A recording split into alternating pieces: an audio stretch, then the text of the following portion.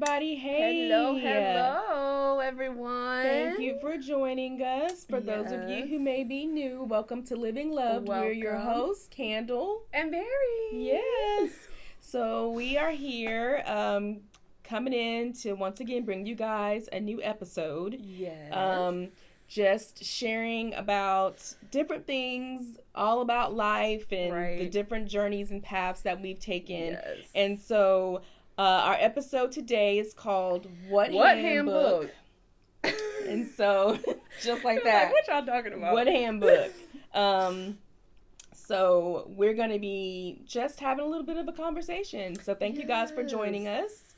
Yeah, we're going to be talking about parenting. Yes. That good old topic, that easy road. Parenting is so easy, y'all, ain't it? It is. No, I'm totally telling a story here. It is not. Not easy. I can't say there's too much easy about parenting. No, I don't think anybody can. And if you can, please hit me up.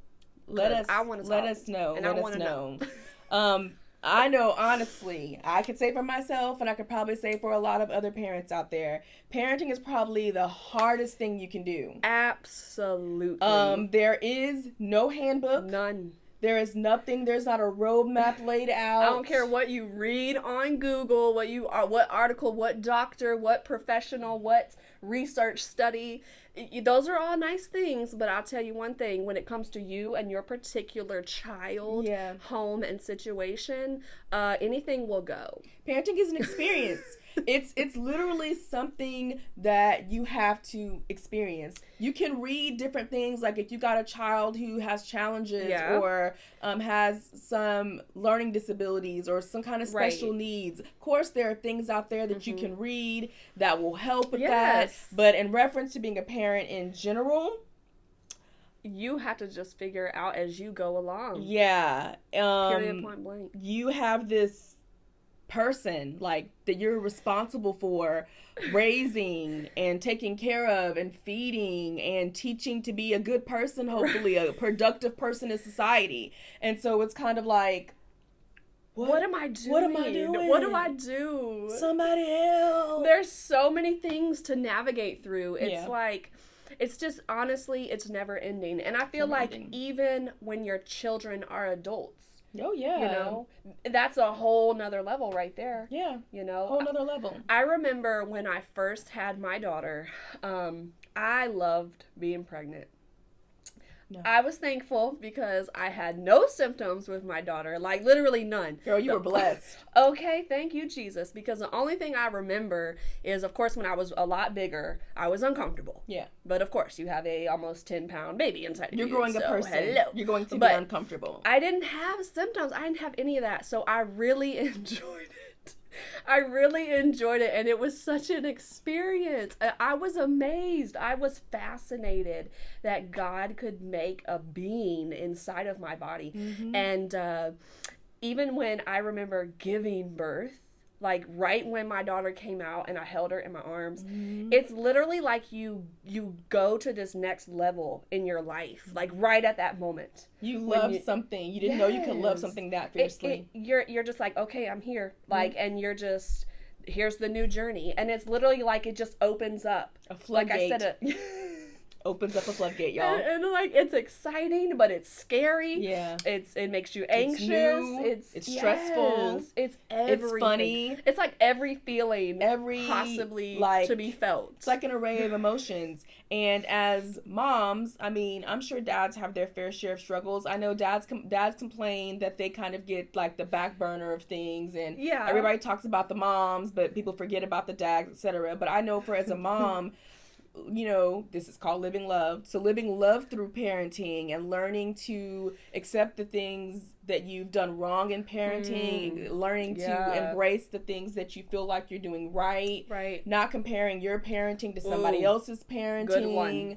All of those things, it's all a process of living your life in a more loved and productive way. Like, nobody is perfect. That's right. What handbook? Nobody has any of this.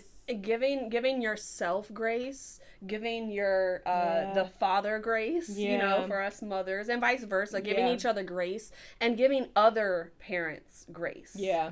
Oh, yeah.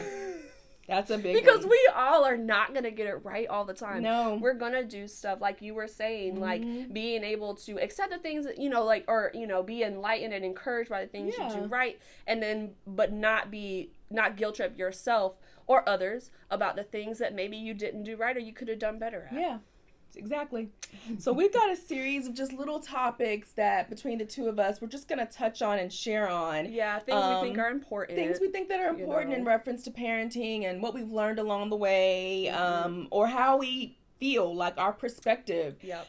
So yeah, what I wish someone would have shared more than the, baby advice was the actual, like, been a little bit more transparent in the whole becoming a new mom thing. Yes. People tend to sugarcoat it. Like, anytime someone finds out that you're pregnant or you're going to be a first-time mom, it's, oh my gosh, you're going to love motherhood. Yes. It's so amazing. You're going to love your baby. Yes, that one's a big one. Isn't it? Bonding with your baby. They grow up so fast and you're going to miss X, Y, and Z. And so it's kind of this thing where it's kind of like a... what's the word I'm looking for? Not like a false representation, but it's just like it's only the good things it's about like, it. Almost like toxic positivity. Yeah, it's just like you're appreciative of all the positive things. Yeah. But how much more helpful would it have been to hear the hard part? Because of the mom, because you feel guilty about stuff. Exactly. Like, for example, when you have your baby. Of course, most people who are new mom, you love your baby. You bond with your baby. You want to spend time with your baby. You're in love with your baby. Yes. My first child did so many cute little things. And I wanted to take a picture of every little thing she did. She blew a spit bubble. Oh my gosh. Everything. And so, all of that stuff was great. And as a new mom, you do love your child. But there are things that come along with being a parent that you aren't aware you're going to feel those things. Yes. And because other people don't really talk about it, it's like taboo. Yeah, you think you're the only one. You think you're the only one. You feel guilty about it. Like, I don't always want to be with my baby. I don't always want to be with my kids. I need a break. I don't always like my kids. Sometimes they're driving me insane. Yes. Parenting is hard. You don't have a lot of alone time. Everything you do revolves around your kids. Every decision you make revolves around your kids. You lose yourself. And that hurts. You forget about yourself. That hurts. Other people forget about you. When you go to people's houses, it hurts. When you go to someone's house and you're like, hey, they're all, they used to say hey to you. Right. Now everybody says hey to the baby. They don't even acknowledge that you brought the baby in. I am still a human They're just like, oh, the baby. And you're like, I'm still a human being over here. Hi, how are you? Remember me? I'm struggling. And so it's those things, those moments where you are struggling. There were times where, Samara didn't want to go to sleep at night, and so I'd be up all night. With all of my kids, I've had those moments. Or even like being angry. Yes. And you feel so guilty. Yeah. That you're just so angry and frustrated at where you're at, and or even the way if you respond to them angrily. Exactly. And but you know what? It happens. And if someone would have told us that, we might not have felt quite so guilty or alone. I'll say more so alone in that moment, because that's honestly, I feel it's probably more of a natural response at times. Yeah, it's natural in parenting, especially to have being moments. A first-time parent. Yeah. It's the unknown. Yes. So it's natural to have moments where you're frustrated or irritated, or you've had enough of dealing with the kids. You want to give up. You want to give up. You don't want to deal with them. You're like, I don't care. I mean, I've had moments with my kids where we're in the house and whatever they wanted to do, they could do. It was free. Like today, I do not care. I don't have the energy to care. I don't care what you do. I am exhausted mentally and emotionally. I am tapped out. I'm just going to sit here. Y'all got toys everywhere. Y'all had cookies for lunch. Like, I'll say one thing that I would feel guilty about is, like, I would be like that. I would just be, oh my gosh, this is like, I'm going crazy. And I would sit my daughter in front of the TV. Yep. And that Dora was my babysitter. But I felt bad, and I wouldn't tell other people that I would do that, because then you read these things, you're on social media, whatever, and they're like, your kids should only have an hour of TV time a day. And all that, and you're like, okay, yeah, I understand, but are you going to come and watch my child for me? I need a moment. Will I go have a mental breakdown while I'm in the closet crying? while I'm in the closet sobbing, are you going to come monitor them, or can I let Blue's Clues do it? So it can be really helpful to be transparent with a new mom, or with, you know, someone in your life who's new to parenting. And if you just share some of those hard moments, you know, at the right opportunity, you know, I feel like it will just really keep them from going down that guilt trip or like alone and depressed road, you know, because it can be rough. So so just having the support of each other, so and just being transparent in those moments so we don't feel alone would be great. Share your vulnerable experiences with moms. Yes. Then moving on to another point that we have is, you know, I don't know about everybody else, but I know I'll make mistakes, and I'm gonna feel bad and guilty for that. And some of the things that we feel guilty about are, you know, things that we should, like, I feel guilty for working. Yes. Like feeling guilty for being a working mom. When you have to be away. You know, and you don't have a choice. And and sometimes people make that, like, especially, it's not so much, well, not for me, as prevalent as it is now that I've had Micah. But when my girls were smaller, it was kind of like this back and forth battle thing between working moms and stay-at-home moms. So it was like, oh, you work? Yeah. So you take your baby to daycare and somebody else takes care of your baby? Yes, I do. Unless you were going to volunteer yourself. Like, yes, yes, I do. And then there are people who are like, you stay at home? I could never stay at home with my kids. And so it's that whole thing where we already have enough guilt trying to make basic life decisions in reference to what's better for us, for our kids, for our family.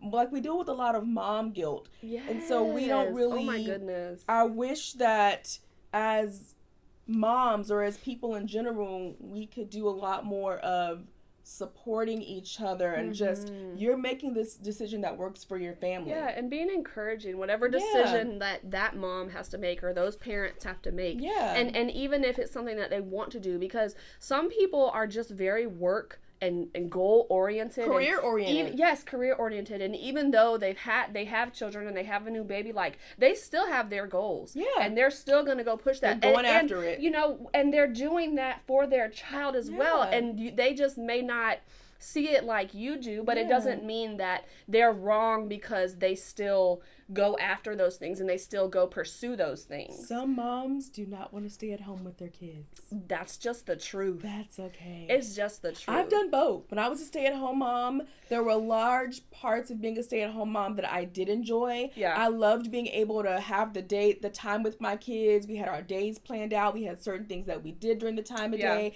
If they were sick or they had something else going on, if they had, something at school, or around that time I wasn't, but I had more flexibility in my job. Either way it goes, I had a lot more flexibility. So if they were sick or had whatever else going on, I didn't have to worry about, like, calling into work. I'm not going to be here, all those other kind of things. But on the same spectrum or same end in some ways, I was overwhelmed a lot. I was stressed out a lot. I couldn't pee by myself. There were days where I didn't feel like having to worry about what was for breakfast, what was for lunch, what was for dinner, snacks, changing diapers. Sometimes kids, just like we have bad days, kids have bad days too. So there are days where maybe they were not in the best mood, so they were super cranky, super like 10 clingy. times harder that day. So that day, was a bit more strenuous than other days. And then I've been on the other side where I worked, and I really enjoyed what I was doing when I worked. But I had the guilt of not being able to be home and do some of the other things that I would normally do with them. I didn't have all of the flexibility that I wanted. And so it's the back and the forth between staying home and going to work and being career oriented or maybe not being career oriented. All these things, we have, like, mom guilt, and it weighs heavy on us. I mean, simple things. I'm guilty about what I can buy them, what I can't buy them, whether I can buy them what they want, whether I can buy them what they need. I've had moments where I couldn't buy my kids what they needed. I had to figure it out. I've had moments where we're in the store and my kids wanted something that was $2 and $2 was not in my budget. Right. $2, and I had to explain, I'm so sorry, Mommy cannot buy that today. And I've had plenty of moments where I've had all the hand-me-downs of clothes from people, friends, and you know what? I mean, my daughter didn't really know because she was younger, but I, like, in all honesty, even though I felt guilty because I'm like, you know, I would love to go out and find that outfit, you know, get that cute outfit, etc., etc. At the same time, I was also thankful because that was a need, because clothes are a need, it was abundantly provided. Yes. So gotta be grateful. That's right. Like, I have my girls had a lot of hand-me-down stuff, and I always made it a point to take really good care of their clothes because I paid it forward. Whatever mom I met that had small girls, I to the best best clothes that they had that was in the best condition, no stains, looked new, I passed it on. I donated it to, you know, nonprofit organizations or whatever, passed it on. And because I did that, it was like a cycle. I would donate, and then somebody would come to me with this massive hand-me-down stuff for my kids at a point where I didn't have the money at that time to get all the things that they needed. So this person would show up and I'd have clothes and shoes, and I'd be like, thank you, God, for filling in the gap. So mom guilt. Yeah, there's so many things that we guilt ourselves. And I think sometimes, you know, we can guilt others, or, you know, other moms can be guilting others. Like, do we not see on social media plenty of times where a mom shares something or a parent shares something, whatever it is, and then you just have this, it becomes this whole topic and conversation. You're an awful about parent. how why wrong would you do are. that? That's messed up. And I feel like that's so dangerous to do to other people, you know, because you would not want somebody to nitpick everything you did or do. Like, every home, every person, every dynamic is different. You can't say what's right or what's wrong, what's healthy or what's not. Like, granted, I understand that there are certain things, i.e. abuse, things that, of course that's wrong. But when it's these little petty, little minor things, honestly, I just feel like it's not our business to say you shouldn't do this and you're wrong. And on social media, people are only sharing a snippet of their life. Exactly. You're not in their life. You're not in their home. It's like a piece of it. Like, I'm sure there are people, when I share a post about Micah and there are toys everywhere and he's climbing on something or he's doing whatever, I'm sure that people like, her house is just, she needs to get some control over there. Excuse me, you only see a corner of my house. You only see a corner of my house. Yes, my whole living room is covered in toys for Micah, but it works for us because we have got to keep him busy. This is my life. This little boy, he is on go, and go. So, you know, we need to be really mindful of that. I feel like it's so important that we're not being the person who wants to expect everyone to do it how we do it. I think it's good. It's supportive to share your experiences with somebody, but not sharing it with an expectation of them to take on that advice, or you know, like we don't want to just give advice when it's not really been unsolicited advice. Like, I don't know a single mom who has not had this experience and it hasn't frustrated them, especially when you have a new baby or a smaller child and you're somewhere out in public and you're doing something, and it could be somebody you know, somebody you don't know, whatever. Oh, you shouldn't do that because that's not good for babies, or babies shouldn't have that because that's not good. I was in the grocery store one time. And Samara was maybe 3. Ari was probably about 6 months. Ari was screaming her head off, and Samara was knocking cans off the shelf. And someone walks up to me and was like, "Hey, do you know your baby's crying?" Oh no, I didn't. Thank you. You know, it could be some of the craziest things. I remember. You don't think I hear my baby crying? But my 3-year-old is over here tearing the store up. I gotta fix this first. I'm not overly concerned about the baby crying because the 3-year-old's about to tear up this whole shelf. So let me get the 3-year-old. And you have no idea what kind of day I've had anyways. You have no idea. So I would watch it. So it's like people want to be helpful, and people think that they are being helpful. The intent is good. The intent coming is good. From that place to share, and this is probably a first time mom. She needs a little help. Yeah. She probably doesn't know that she shouldn't do that for her baby, or that's not good for baby. But who told you that I shouldn't do that for my baby? Short of it being a medical thing where I've heard of some moms like, for smaller babies, you're only supposed to give them Tylenol up until a certain age, and then you can give Motrin. Okay. And some never heard that. So, yes, I didn't know that either until Micah. Child number 3. But I learned that from the doctor's office. Like infant Tylenol is for like a certain age bracket, and then I think when they get to certain months, they have Motrin where you can give it to them or whatever. I can't remember the exact rule. Either way it goes, I had a friend who was giving her kid Motrin, but she was giving them the Motrin at the same hourly increment that you would give the Tylenol. So, Tylenol is every 4 hours. Right. Motrin is like 6 to 8 hours. Yeah. She was giving her kid the Motrin every 4 hours because she thought it was all the same. Yeah. And she didn't know any different. She didn't know any better. But she was talking to me about it. I think you can people who you can piggyback. You can give Tylenol, then give Motrin or whatever. Yeah. So I'm sitting here, and one day she was like, I've been giving him this Motrin every 4 hours. And I went, you're like, hold on, sweetie. Those are good moments. Exactly. Because that can be really helpful. Yeah. Because that could have been harmful. Yeah. So that makes so much sense. Yeah. But like, for instance, I'll speak on a situation. I had a friend who, when I first had my daughter, she just loved to share her advice, and she loved to just tell me everything I needed to do and everything that worked. And she gave me this book, and it was literally a book that talked about why it's good to whip your kids. Like, it was like it was like, the one of the Bible verses or something about spare the rod, not sparing the rod for your child. And the whole book was about why. Right, that was my same face. I know the Bible says spare the rod for the child, but okay, so it's a book about why you should punish and whip your child. Not everybody. And my child was a newborn, and I just remember, like, how is this helpful?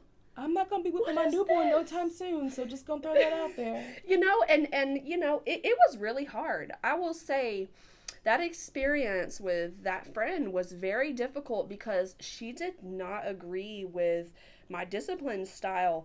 And even as when my daughter was a little one, like just turning into a toddler, and we clearly didn't have the same views about discipline. Yeah. But it didn't mean that I had to do what she did for her daughter. And it became really rough to navigate through that friendship, wow. Because it was very, it was very overbearing, and it was like, it's not helpful, and I understand that her heart was right and her intention was right, but it was just the way that it was coming off, it wasn't supportive. Yeah. It was more, you need to do this. This is what you need to do. Yeah, a little more demeaning. Yeah, and I've had those experiences. I've had those experiences before where, like, some people are all about natural. Everything they do for their kid is natural. Yeah. Every product they use is natural. Telling you, this is dangerous. This is dangerous. This has this amount of sugar in it. Right. This has this ingredient in it that's harmful for babies. They make their own baby food. Their kids drink Honest apple juice. All those other kind of things. And then here you are, the mom, giving your kid Capri Suns and Cheez-Its. Yeah. And so when my girls were smaller, I was very particular about what they ate. Yeah. I did tend to try to pick pick snacks that I thought were appropriate I did too, or healthier. I was for all kids. about the healthy stuff. I was all about that. And then as they got a little older, I was like, you want Cheetos? Look. Or even, look, the budget changed. Before, look, I could get all the organic stuff. Yes. All that, yes. All day, every day. Honey, I had WIC. Then went through the time where I got the food stamp card. Look, I got a budget here. I can't go over this, so it's going to be... We're going to get this right here. It's going to be the off-brand. It's going to be whatever that we can get. Yes. And so it's uncomfortable when you're talking to... certain moms about different things, and you're all hanging together or whatever, and you're like, oh, my kids only eat fruit and drink water. And I'm like, oh, my kids eat Cheeto Puffs and they drink the red Hawaiian Punch. And that's okay too. Look. And that's okay too. It's okay. And so it's one of those situations where there's no handbook for this, and it's to each its own. It's the decisions that you're making. And, because even when you do have differences in how to, whether it be raise, what you feed them, what you give them, what you let them watch on TV, etc. Whether you let them play on electronics or not. It's okay to have differences, but we all need to be cautious and mindful at accepting each other's way. Yeah. We don't have to agree with it. It's okay if we don't agree with it, but we do have to accept it, because just like God gave you your child to parent, he gave me my child to parent. He didn't give that child to you. So right. So he gave you the children you have. There you go. So I'll stick to what I'm doing with mine, and you can stick to what you're doing. I just feel like there needs to be more positivity in parenting, more, especially for moms. I don't know what dads deal with. I don't think dads maybe necessarily talk about a lot of the things that we talk about. But for moms, it's too easy for us to judge what another mom is doing. Yeah, it can be, and for sure. It's hard to walk in love as a mom. There's already so much going on in your head. So much. So many things you're trying to balance, making sure that your kids have everything they need, making sure that they are, not just physically okay, but mentally and emotionally okay. Yeah. Like I had a talk with my 13-year-old yesterday, and I said, and I've had this talk with other people before, because some people are really they want their kid. They are super focused on their kids being like super successful. I want them to go to college. I want them to have this degree. I want them to lead, an amazing. They have it all planned out. They have it all planned out. They have all these expectations, all of that. Right. And I don't think there's anything wrong with that. Of course, as a parent, when you're raising your kids, you want to motivate your kids and encourage your kids and lead your kids to be, productive, and to lead lives where they can support themselves and have goals and dreams and stuff like that. Absolutely. Totally nothing wrong with that. But I am the type of mom that I don't focus so much on what their life is going to be like in reference to college and being successful. I focus more on their mental and emotional well-being. Right. I don't want my kids to grow up to have a childhood they have to recover from. Ooh. Okay? Yes, and so that doesn't mean that I'm doing everything perfectly. I know as a parent sometimes I'm making bad decisions, but I'm not above apologizing to my kids. I've had to go back to my kids and be like, I am so sorry I said that to you. Oh, yes. I'm so sorry I did that to you. I'm so sorry I embarrassed you. And that's the good thing. It's because we can always learn, we can learn from each other. We can learn from our own childhood. The things that we can learn from our own parents. We can learn from our own mistakes and where we maybe didn't get it right. Yep. And I think that's the importance, and that's what we should take away. Yes. Taking away that it's an experience and it's a journey that there ain't no handbook for. There ain't no handbook for it. And I really just want my kids to be happy. So in my mind, whether they go to college or not, college is not going to go away. It's not like if they don't go right away that they can never go. Exactly. They can always go. Yes, I'm not going to say don't go to college and sit in the house and hang out all day. No, you might need to get a job. Okay. You might need to do something productive with yourself. You're not going to stay. You're not going to stay up in here all day watching Netflix and eating up all my food. We're not doing that. But What are your goals and your dreams? How can I help support you to get to those goals and dreams without me laying on this thick thing of you gotta do this and you gotta do that and you gotta be successful. I don't want that. I want them to be happy, well-rounded. I want them to love Jesus. I want them to help others and care for others. I'm more concerned about that than if they've got like a 6-figure job. Yeah, like more concerned in their unique selves. Yes. Being their authentic selves. Whoever that is. And we don't get to say who that is. We can help mold that and mold them in that. But ultimately, they are their own unique person. They're not you. They could be like you. They could have traits like you. But they will always have their own personality. They'll be their own unique person. Yeah, they will, absolutely. And I think just like what you're saying is it's helping to lead them into whoever they are. Not trying to tell them who they are. But leading them into that and helping to foster them understanding who they are and getting to know them their own selves without, like we're saying, putting the expectation and pressure of this is who you need to be. But do you know who you are? Do you know what you like? You know, and just encouraging whatever it is that they like. Because we all know with kids, like, that will change. They're going to change their mind every second. That'll change something different. We don't know what it's going to be. In every stage. My oldest daughter has had 4 careers. Look, but that helps them to be more creative. And when you're like encouraging them and motivating them through whatever their liking is or whatever they're passionate about at that time, you help them to realize that, you know, they're capable. And that they can do anything they want to do. That's good. Encouraging them to remind them that they're capable. They're capable. That's good right there. And I guess a last point that I want to add to this lovely topic, stressful topic in its own way of parenting, is sometimes, you know, on the outside, I've had this experience, on the outside looking in, people judge what they see on the outside. They deem something to not be appropriate or something that they wouldn't put up with. I've had several instances where, you know, I've had friends or other people, my kids say something. In my house, I could have people over and my kids, I made something and my kids didn't want what I made. Maybe they didn't like it or whatever the case may be. Or I told them that they could have one of something and then they asked for something else. Whatever it is, people be like, you let that slide? You just gonna let them do that? Yes. I'm sorry, I made whatever this is and they don't want that and they want a hot dog.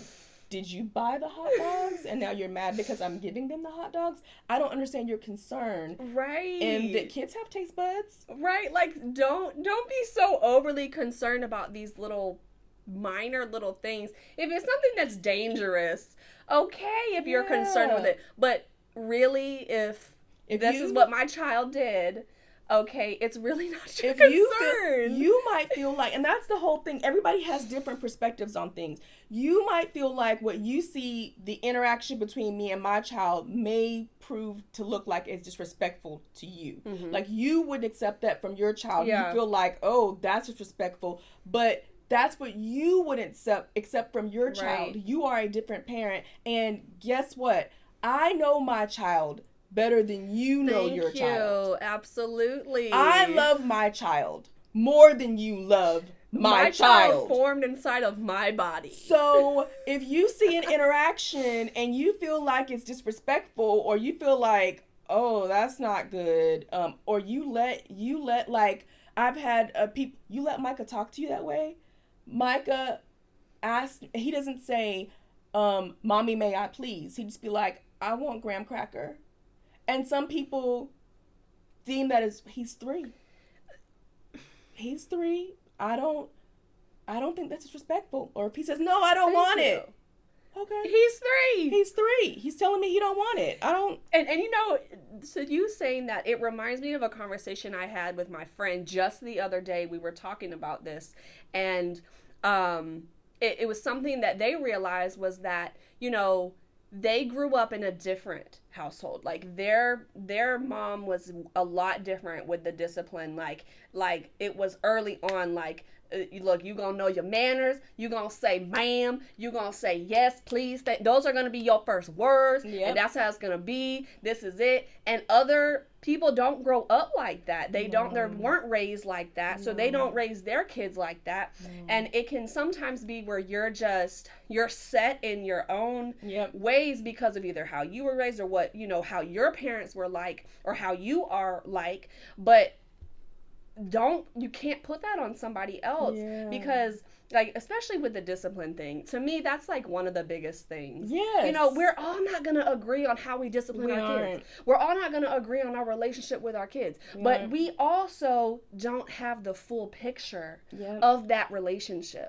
Just like with any relationship, not just our children, You're only seeing a snippet of what's happening in that time frame. And even if you deem it to be inappropriate or you think it's disrespectful, unless that parent is coming to you saying, I really am struggling with X, Y, and Z. Can you help me? What did you do? It's very judgmental, and I feel in a lot of ways inappropriate for you to be like, oh, so I agree. You just gonna let them talk to you that way? Look, think your own thoughts and leave them in your head. Yeah, think your own thoughts. Leave it in your head. Because you don't know what I'm going to do. I'm not a fan of, and I've never been a fan of. I have had this happen to me, and I deem to never do it to my kids. I'm not a fan of embarrassing my kids in front of other people. I'm the same way. I am not a fan of that. Now, if you are doing something that is completely, totally out of line, disrespectful, I'm going to call you out on it and be like, hey, watch yourself. Yeah. But the rest of that, I'm going to handle behind closed doors. Exactly. So while you're sitting there in front of us and you see them doing X, Y, and Z, and maybe, yes, it is a little disrespectful. You might see me just kind of look at them, or it might be like, okay now, or maybe I don't say anything at all. You don't know what I did when I got home. Exactly. You don't have the whole picture. You don't know what I did when my kids have done things in front of other people, and when we got home, oh yes, are you kidding? Got the what for why. They got a belt. People think, oh well, Candle, she's soft natured. Discipline is not really my strong suit, but people don't believe me when I say I whoop my kids. Exactly. I do whoop my kids. Okay. My kids have gotten whoopings. Just because I don't do it in front of everybody. Just because I don't do it in front of you, and just because I don't whoop them for the things that you deem I should whoop them for, doesn't mean that they didn't get one. They do get one, but it's for it's the highest level of, okay, you've gone too far now. You're getting a whipping. Right. So those kinds of things, it's really frustrating as a parent when people question your parenting in front of you and they're like, oh, so you just gonna let that happen? Yeah, I'm going to let that happen because, one, it's not really your business or concern, and two, you don't know what I'm going to do behind the scenes, and I don't have to explain that to you. That's I don't have to explain that to you. I don't ask people questions like that. I don't owe you any when explanation. I see people and their kids are doing, like, if I see a person in the store and their kid is losing their mind, having a tantrum, I'm not going to look at them and be like, what are you doing about that? I just keep on walking. Or I say, you know what? God bless him. God bless him. God help him. I say, I've been there. I've been that mom. Yes, me too. Haven't we not all been there? Yes. They're probably having a rough day. The kid's having a rough day. The mom's having a rough day. God help them. And we've all been a kid ourselves and had our own little tantrum. Yeah. We might still be having our own little tantrum. As adults!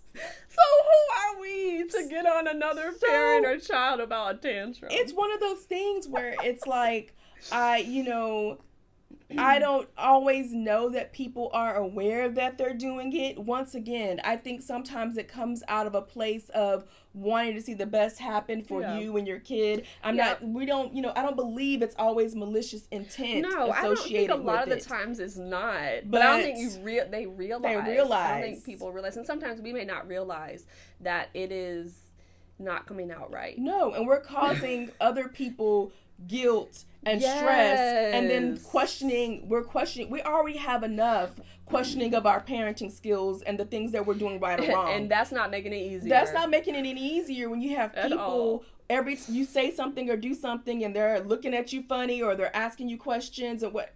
Once again, it's not your kid. Thank you. To caveat on that, because my mom, one of the things that she gave me in reference to parenting advice, and I did carry that over with every child, is teach your child to respect things in your house because there are certain you do want your kids to be respectful. Yes. So I do want my kids to say please and thank you as when they get old enough to really understand those things. Yes. I do start introducing them and teaching them those things, teaching them boundaries. Don't touch this, don't touch that. That can break. No. My mom taught me early on, when you have a child, you don't take everything in your house and move it out of reach so your child can't touch it unless it's a huge safety hazard. So what you do is when they start getting mobile and they start touching things, you teach them not to touch it. No, don't touch. Because what happens is if you don't teach them not to touch things in your house, when you go to someone else's house, they will feel free to touch stuff in other people's homes and break things and whatever else. Sense. You're right. That makes a lot of sense. So yes, there are certain things as parents we do need to teach and instill in our children, but it's really uncomfortable when you are doing the best that you can and you're making the best decisions that you can day in and day out. And those around you who are in your life, when they see your kids do something or see you do something, they're just like, oh my gosh. And they're looking at you or, they're like, she just lets her kids treat her any old kind of way. Well, but is that really your problem or is it mine? Ding, ding, ding, ding, ding, ding, ding. It's probably my problem. My problem, my concern. Thank you. So, thanks, but no thanks. We really we really, once again, need to show each other and other parents more grace more understanding and more loved and support support each other more, encourage each other more. Yes. I posted this thing on Facebook a long time ago and I shared it from another page because I loved it so much. And it was all these moms together and they had these signs. And one sign said, I breastfed. Mm-hmm. The other sign said, all of my children drank formula. Yeah. One parent say, I let my kid only watch 1 hour of TV a day. The other parent sign said, my kid watches TV whenever they want to. Yeah. One parent said, my child always sleeps in their own bed. The other parent sign said, my child slept with me from day one. Some people say, my child doesn't have a concrete bedtime. The other parent says, my child goes to bed every night at 7:30. So it was just like all these contrasting things. And as they were sharing all these signs on the post, it said, and guess what? I am still a great parent. Yes. I am still loved. I am still raising happy, caring children. It doesn't make me any less than of a mom because what I do works for my family and what you do works for your family. And we are all unique in our own lives and our own selves, right? And that includes being a parent. Yeah. I think sometimes we forget or people forget that they're like every parent is unique as a parent as well, just like they're unique as a person. Yeah. So follow through with that same mantra, Please. And leave them be. Please don't bash. Please don't guilt trip people. If they don't come to you for advice, please don't. Once again, short of it being like I was sharing with the whole Tylenol and Motrin thing. Right. I might have the whole premise of it wrong with the Tylenol and the Motrin, but if I'm remembering the way I'm remembering it, there's like an age thing with Motrin and Tylenol. But either way it goes. Be discerning. Just be discerning and be mindful. If it's not short of it being like a health concern or something dangerous for the mom or the baby or the kids, like nobody's in physical danger, or maybe I know there have been situations where you can see like a mom spiraling out of control and she's making some really bad decisions, and it's you're like concerned. You're overly concerned, like, hey, this is kind of a pattern, let's talk about this. But do it out of love. Do it gently. And just remember that most of the time, most moms, I'm not saying all because everybody's different, most moms are not looking for you to give them advice. They are not sitting around with their baby, walking through Walmart, at the park, pushing their kid on the swing. They're not, they're not at the movie theater. They're not really. They're not waiting, thinking about how they're gonna make it to the next moment, the next second, they're trying to push through because they're within an inch of losing their sanity. And then here you come going, hey, you probably should put socks on your baby because it's 65 degrees outside, or your baby is 6 months and he don't wear shoes yet. This, that, and the third.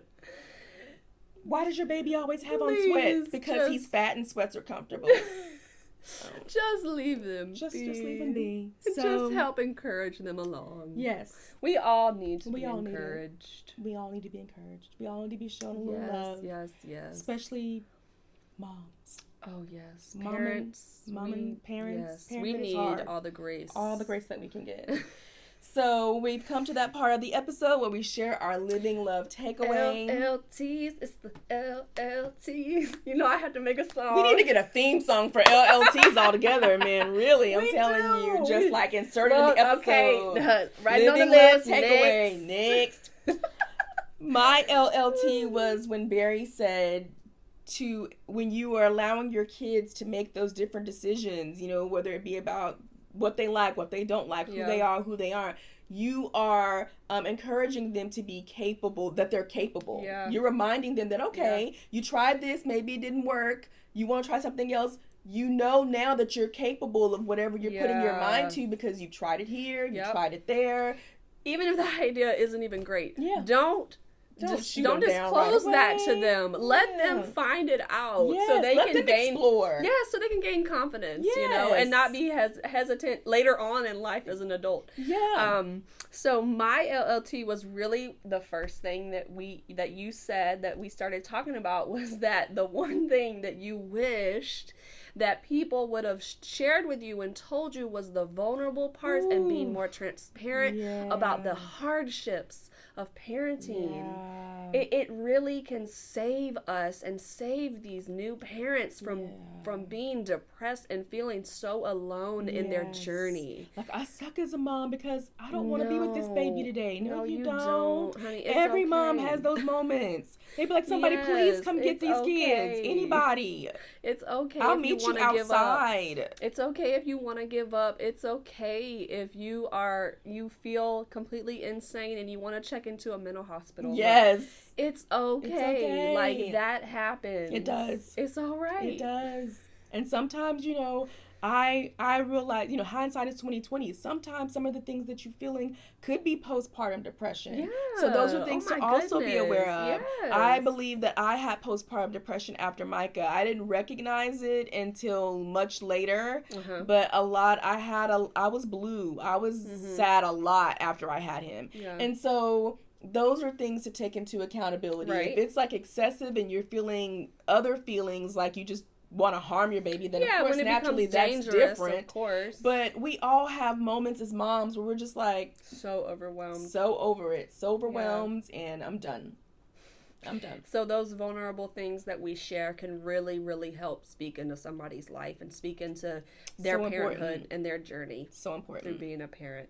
So guys. Yes, well, and another one, and another one.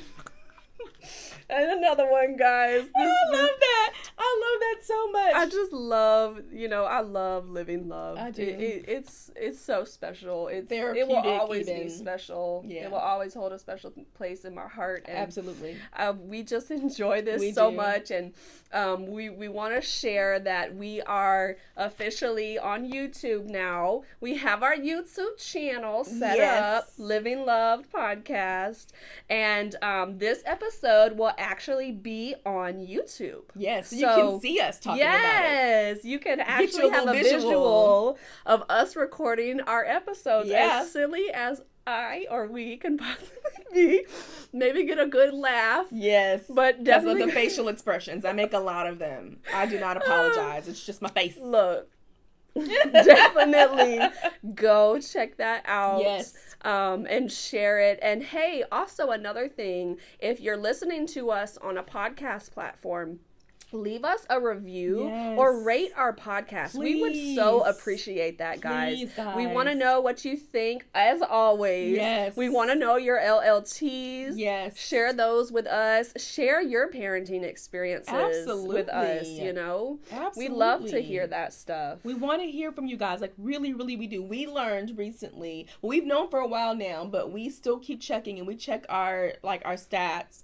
And more than 50% of our listeners are men.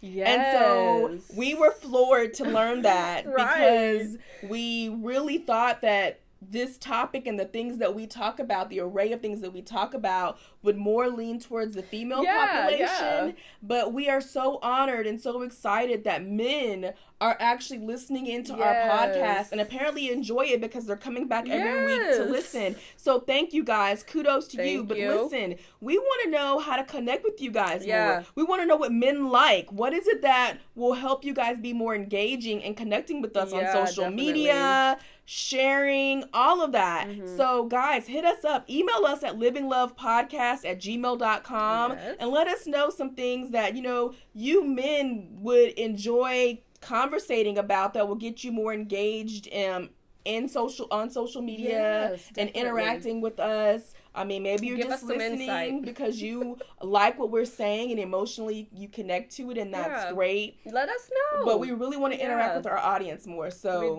let us know. Thank you guys for listening. Thank you, guys. Thank you. All right. Bye. Okay.